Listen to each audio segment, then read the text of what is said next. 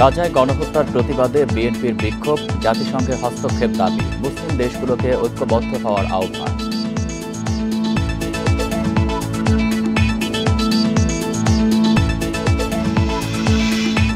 Transhipment বাতিলেও আঞ্চলিক স্থিতিশীলতা ঠিক থাকবে বলছে মালদ্বীপ। ঢাকা দিল্লি দূরত্ব বাড়ার শঙ্কা বিশ্লেষকের।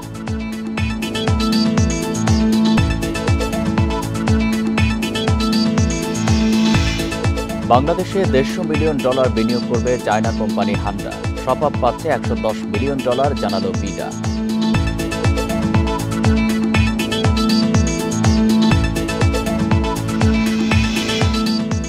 রাজুকের প্লট দুর্নীতির মামলায় শেখ হাসিনা ও পুতুল সহ 18 জনের বিরুদ্ধে গ্রেপ্তারি পরোয়ানা, দুদকের চার্জশিট জমা।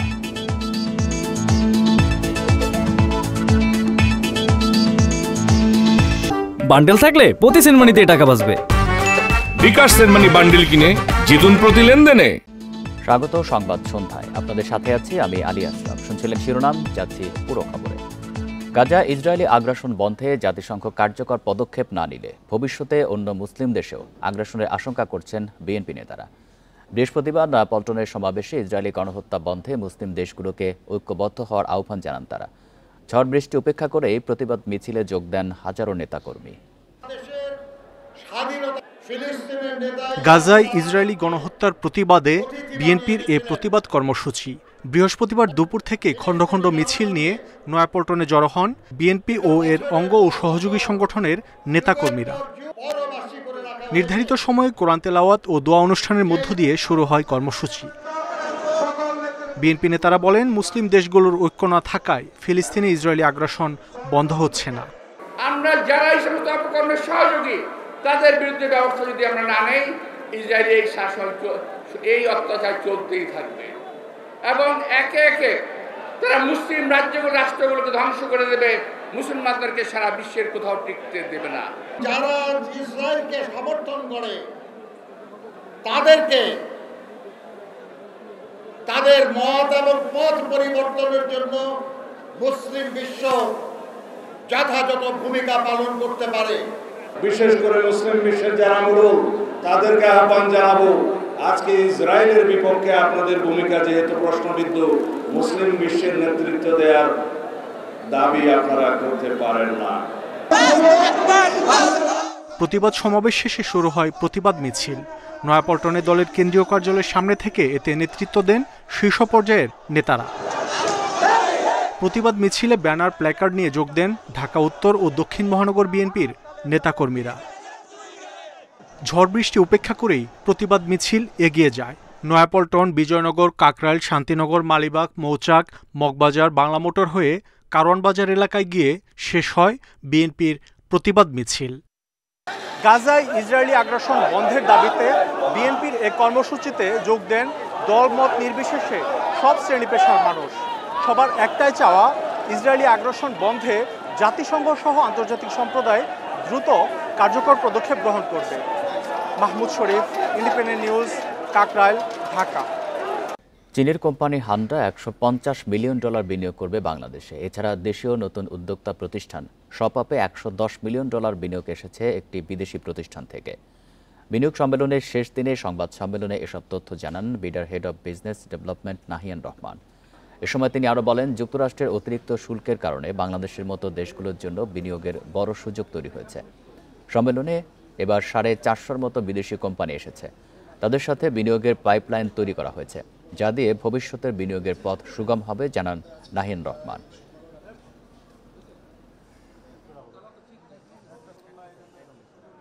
হান্ডার $150 মিলিয়ন, যেটা একেবারে এই আপনার সামিটেই সই হয়েছে।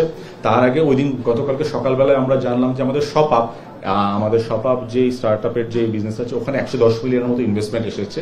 এর বাইরে ছোট ছোট আরো এই সেগমেন্টগুলোতে যেগুলো হচ্ছে সেগুলো আমরা কালেক্ট করে আপনাদের সাথে একবারে কথা বলবো। দেশে বিনিয়োগের ক্ষেত্রে নানা চ্যালেঞ্জ থাকলেও তৈরি পোশাক খাতে বিদেশি বিনিয়োগকারীদের আগ্রহ বেড়েছে। এজন্য দেশের প্রধান বন্দর এবং কাস্টমস সেবায় পেশাদারিত্ব আরও বাড়ানোর দাবি এই খাতের বিনিয়োগকারীদের। 4 দিনের বাংলাদেশ ইনভেস্টমেন্ট সামিটের শেষ দিনে তৈরি পোশাক ও টেক্সটাইল খাত নিয়ে সেমিনারে সম্ভাবনার কথা তুলে ধরেন তারা।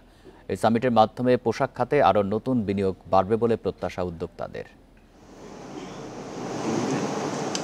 বরাবরের মতো দেশের তৈরি পোশাক এখনও রপ্তানি খাতের মূল ভরসার জায়গা। মোট $3,361 কোটি রপ্তানি আয়ের মধ্যে এই খাত থেকেই এসেছে $3,025 কোটি। গত বছরের একই সময়ের চেয়ে তৈরি পোশাকের রপ্তানি বেড়েছে প্রায় 11%। এবার বাংলাদেশ ইনভেস্টমেন্ট সামিটে দেশের পোশাক শিল্পে বড় বিনিয়োগের চমক এসেছে। $15 কোটি বিনিয়োগের ঘোষণা দেয় চীনের পোশাক প্রস্তুতকারক কোম্পানি হান্ডা ইন্ডাস্ট্রিজ। দেশি বিদেশি নানা চ্যালেঞ্জ থাকলেও চট্টগ্রাম বন্দর সহ সরবরাহ ব্যবস্থাপনায় গতি আনা গেলে বিদেশি বিনিয়োগ আরও বাড়বে বলে মনে করেন উদ্যোক্তারা। ইয়াংবনের যে মিউটেশনের যে প্রবলেমটা ছিল খুবই দ্রুত সময় কিন্তু এটা করে ফেলেছে। তো এরকম এক্সাম্পল যদি আমরা আমাদের এনবিআর বলেন, পোর্টে বলেন, যে লজিস্টিক্সে, হ্যাঁ, স্পিড টু মার্কেট, এগুলো যদি আমরা ইমপ্রুভ করতে পারি তাহলে কিন্তু এটা ভালো হবে। কোরিয়াতে একটা বড় ডেলিগেশন এসছে, তো যারা কেইপিতে ইনভেস্টমেন্ট করবে তাদের অ্যাপারেলও আছে, নন অ্যাপারেলও আছে। আমি hopeful about the outcome of this. সম্মেলনে দেশের বিনিয়োগ পরিবেশ সম্পর্কে ধারণা পাওয়ায় পোশাক খাতে আরও আগ্রহী হয়েছে বিদেশি বিনিয়োগকারীরা। আমাদের বড় ইনভেস্টমেন্ট দরকার এবং সেই জায়গায় আমরা আমাদের ইন্ডাস্ট্রি প্রস্তুত। আমাদের সাস্টেনেবিলিটি যদি দেখেন, আমাদের ইনিশিয়েটিভগুলো তো আমরা very much aligned with the global initiatives. এখনকার অ্যাডমিনিস্ট্রেশন আপনার ট্যাক্স বলেন, সিকিউরিটি বলেন, সেফটি বলেন, এগুলো নিয়ে অনেক সহযোগিতা করে যাচ্ছে। আর যুক্তরাষ্ট্র ও বাংলাদেশের শুল্ক সমস্যার সমাধানে সরকারের পাশাপাশি উদ্যোক্তারাও কাজ করার কথা জানায় বিনিয়োগ সম্মেলনে। তৌহিদ রানা, ইন্ডিপেন্ডেন্ট নিউজ, ঢাকা। রাজ্যকে প্লট দুর্নীতির মামলায় সাবেক প্রধানমন্ত্রী শেখ হাসিনা সহ 18 জনের বিরুদ্ধে গ্রেপ্তারি পরোয়ানা জারি করেছে আদালত। শেখ হাসিনার মেয়ে সাইমা ওয়াজেদ পুতুলের মামলায় চার্জশিট নিয়ে শুনানি শেষে এই আদেশ দেওয়া হয়। সকালে ঢাকার মেট্রোপলিটন সিনিয়র স্পেশাল জজ আদালত গ্রেপ্তার বিষয়ে প্রতিবেদন দিতে 4 মে দিন ধার্য করে। রাজধানীর পূর্বাঞ্চলে শেখ হাসিনা, শেখ রেহেনা ও তাদের সন্তানদের 10 কাঠা করে 60 কাঠা প্লট বরাদ্দ দেয় রাজউক। দুদকের অভিযোগ, আগেই রাজউকের প্লট থাকার তথ্য গোপন করে বেআইনিভাবে এসব প্লট বরাদ্দ দেয়া হয়। জানুয়ারিতে এ বিষয়ে 6টি মামলা করে দুদক, যার মধ্যে সাইমা ওয়াজেদ পুতুলের বিরুদ্ধে মামলার অভিযোগ শুনানি হয় বৃহস্পতিবার। শেখ হাসিনা ও তার মেয়ে পুতুল সহ 18 জন আসামির সবাই পলাতক থাকায় গ্রেপ্তারি পরোয়ানা জারি করে আদালত। এবং তিনি যেহেতু কোনো আসামি এখানে আজকে সারেন্ডার করেননি, প্রত্যেকের বিরুদ্ধে ওয়ারেন্ট জারি করা হয়েছে। দুদকের অভিযোগপত্রে জানানো হয়, সরকারের সর্বোচ্চ পদাধিকারী থাকা অবস্থায় শেখ হাসিনা অর্পিত ক্ষমতার অপব্যবহার করে প্রকল্পের বরাদ্দে দায়িত্বপ্রাপ্ত কর্মচারীদের প্রভাবিত করেছেন। শেখ হাসিনা এবং তার কন্যা সাইমা ওয়াজেদ সহ আরও মোট 16 জন, অর্থাৎ মোট 18 জনের বিরুদ্ধে পূর্বাঞ্চলে যে ডিপ্লোম্যাটিক জোনে যে তারা যে জায়গা প্লট বরাদ্দ নিয়েছিলেন রাজুকের বিধি বহির্ভূতভাবে, সেই মামলার চার্জশিট আজকে গ্রহণ করা হয়েছে বিজ্ঞ সিনিয়র স্পেশাল জজ আদালত। 13 ও 15 এপ্রিল অবৈধ প্লট বরাদ্দের অভিযোগে বাকি মামলাগুলোর চার্জশিট গঠনের শুনানি করবে আদালত। রিশাদ হুদা, ইন্ডিপেন্ডেন্ট নিউজ, ঢাকা। তথ্য ফাঁস করে আসামি পলায়ন ঠেকাতে পরোয়ানা ছাড়াই গ্রেপ্তারের লক্ষ্যে সংশোধন হচ্ছে আন্তর্জাতিক অপরাধ ট্রাইব্যুনালের বিধিমালা। আগামী সপ্তাহেই প্রজ্ঞাপন হতে পারে বলে জানিয়েছেন চিফ প্রসিকিউটর। সকালে মতবিনিময়ে তিনি আরও জানান, অন্তর্বর্তী সরকারের বিরুদ্ধে বিপুল অর্থ খরচ করে যুক্তরাজ্যের ল ফার্ম ডটি স্ট্রিট চেম্বারকে লবিস্ট নিয়োগ করেছে আওয়ামী লীগ। আন্তর্জাতিক অপরাধ ট্রাইব্যুনালের বিচারিক প্রক্রিয়ার অগ্রগতি ও আইন নিয়ে গণমাধ্যম কর্মীদের সাথে মতবিনিময় করে প্রসিকিউশন টিম। এ সময় জানানো হয়, শেখ হাসিনা ও তার সরকারের গণহত্যা ও মানবতাবিরোধী অপরাধের বিষয়ে 1000-এরও বেশি জনের জবানবন্দি রেকর্ড করা হয়েছে। 339টি অভিযোগ ও 22টি মামলা হয়েছে। পরোয়ানাভুক্ত 141 আসামির মধ্যে গ্রেপ্তার রয়েছে 54 জন। আমরা দেখতে পেয়েছি গুলি করে হত্যা করার পর লাশ থানাতে নিয়ে গিয়ে বুট দিয়ে পাড়িয়ে তার চেহারা বিকৃত করে দেওয়া হয়েছে। জীবন বাঁচানোর জন্য ছাদের কার্নিশে ঝুলে রয়েছে, তার কাছে গিয়ে সেই কার্নিশ পর্যন্ত গিয়ে তাকে কাছ থেকে বারবার 7টা গুলি করা হয়েছে। আমরা যদি এর বিচার করতে না পারি, তাহলে এর চেয়ে দুর্ভাগ্য, এর চেয়ে অযোগ্যতা এই ইতিহাসে এই জাতির জন্য আর হবে। চিফ প্রসিকিউটর জানান, রুয়ান্ডা, কম্বোডিয়া, যুগোস্লাভিয়া সহ আলোচিত গণহত্যার বিচারের তুলনায় বাংলাদেশের তদন্ত অনেক দ্রুত হচ্ছে। তারপরও প্রয়োজনীয় সময় দিতে হবে। হাসিনা সহ গুরুত্বপূর্ণ 4 মামলার চূড়ান্ত প্রতিবেদনও শেষ পর্যায়ে। এই অপরাধের বিচারের প্রক্রিয়াটা ডিফারেন্ট, অনেকগুলো জায়গায় ডিফারেন্ট। এখন আমি ইমাম হাসান তাইমেরটা দেখেছি যে একজনে গুলি করেছে, আইডেন্টিফাই হয়েছে। বাকি যে আরো হাজারটা, সেগুলো আইডেন্টিফাই করা, সেগুলোর পেছনে কারা কারা ছিল সেটা ইনভলভ করা। দৃশ্যমান যে গুলি করেছে সেটা হলো একটা পর্ব, পেছনে কারা কমান্ডার ছিল সেটা আরেকটা পর্ব, ওইখানে কারা কারা অফিসিয়ালি দায়িত্বে ছিল সেটা আরেকটা পর্ব, তাদেরকে গুলি করার হুকুম দিয়েছে কে সেটা আরেকটা পর্ব। প্রশাসন ও আইন শৃঙ্খলা বাহিনীর বিরুদ্ধে অসহযোগিতার অভিযোগ তুলে প্রসিকিউশন জানায় আসামি গ্রেপ্তার আরও দ্রুত করতে বিধি সংস্কার করা হচ্ছে। রুলস অফ প্রসিডিওর অ্যামেন্ডমেন্ট হবে এবং এটার জন্য কোনো অর্ডিন্যান্স জারির প্রয়োজন হবে না। ট্রাইব্যুনাল এটা ডিসিশন নেওয়ার পরে এটা প্রজ্ঞাপন আকারে প্রকাশ হলে এটা আইনে পরিণত হবে। সেটার প্রক্রিয়া চলছে, এক সপ্তাহের মধ্যে আশা করছি হয়ে যাবে। প্রসিকিউশন জানায় বিচার কাজে বাধা দেওয়া ও আইসিসিতে অন্তর্বর্তী সরকারের বিরুদ্ধে মিথ্যা অভিযোগ আনতে যুক্তরাজ্যে লবিস্ট ফার্ম নিয়োগ দিয়েছে আওয়ামী লীগ সরকারের অভিযুক্তরা। Zahidul Bashar, independent news, Dhaka. পরীক্ষা কেন্দ্রের সামনে অভিভাবকদের উপচে পড়া ভিড় ও যানজটের ভোগান্তিতে বিরক্ত অনেক পরীক্ষার্থী।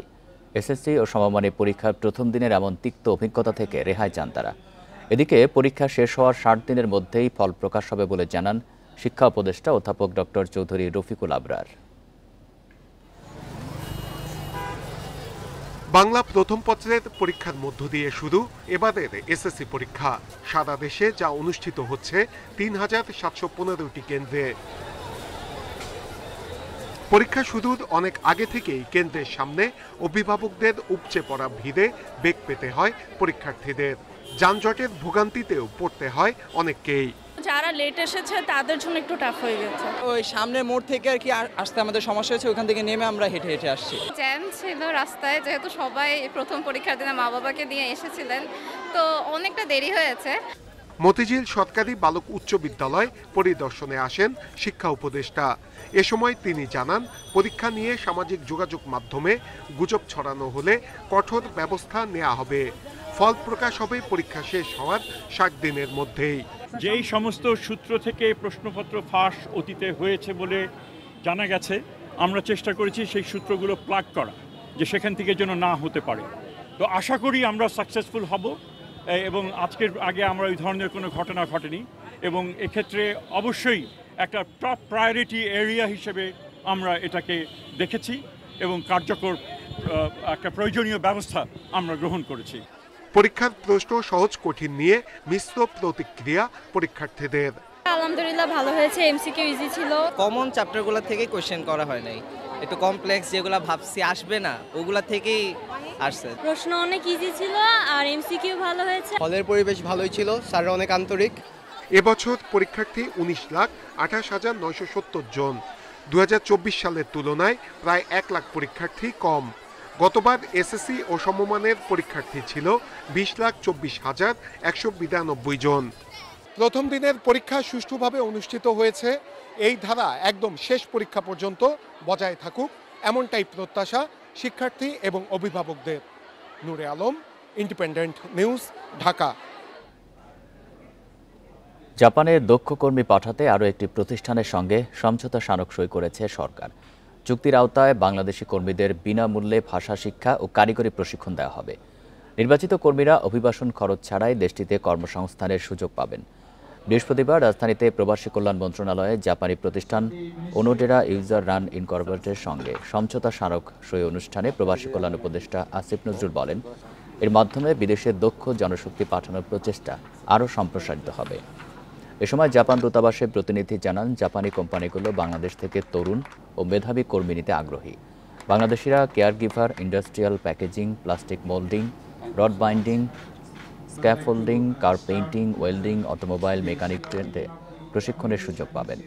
এর আগে আইএম জাপান নামে একটি প্রতিষ্ঠানের আওতায় 7 বছরে 695 জন দক্ষ কর্মী জাপান গিয়েছেন। এই প্রক্রিয়া এখনও চলছে।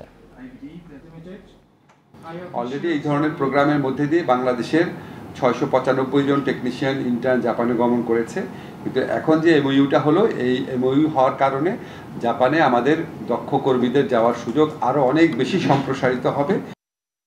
এই ছিল সংবাদ সন্ধ্যায়। ইন্ডিপেন্ডেন্ট টেলিভিশনের সব খবরের আরও বিস্তারিত জানতে চোখ রাখুন ফেসবুক, ইউটিউব এবং এক্সে। ধন্যবাদ সবাইকে।